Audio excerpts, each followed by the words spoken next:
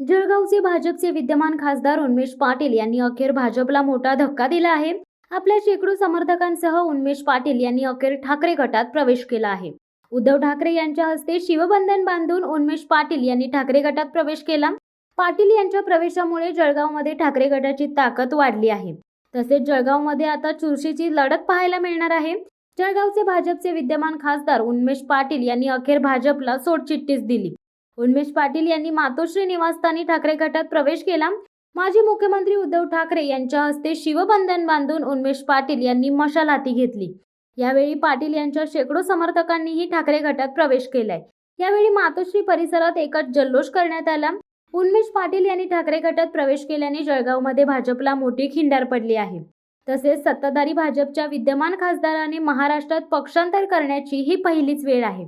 भाजपने जळगाव लोकसभा मतदारसंघातून विद्यमान खासदार असलेल्या उन्मेष पाटील यांचे तिकीट कापले। उन्मेष पाटील यांच्याऐवजी स्मिता वाघ यांना तिकीट देण्यात आले। त्यामुळे उन्मेष पाटील यांच्यात प्रचंड नाराजी होती। या नाराजीतूनच त्यांनी भाजपला सोडचिठ्ठी देण्याचा निर्णय घेतला। मध्यंतरी त्यांनी ठाकरे गटाचे नेते संजय राऊत यांची भेट घेतली आणि आज अखेर त्यांनी उद्धव ठाकरे यांच्या उपस्थितीत ठाकरे गटात प्रवेशच केला। यावेळी त्यांचे शेकडो समर्थक उपस्थित होते। त्यांच्या समर्थकांनी यावेळी जोरदार घोषणाबाजीही केली।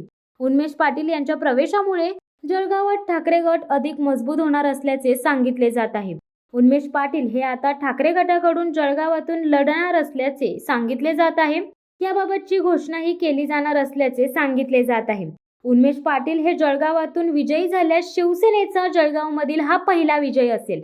जळगाव हा भाजपचा बालेकिल्ला मानला जातो। त्यामुळे ठाकरे गट भाजपच्या या बालेकिल्ल्यात सुरुंग लावणार का, याकडे आता सर्वांचे लक्ष लागले आहे।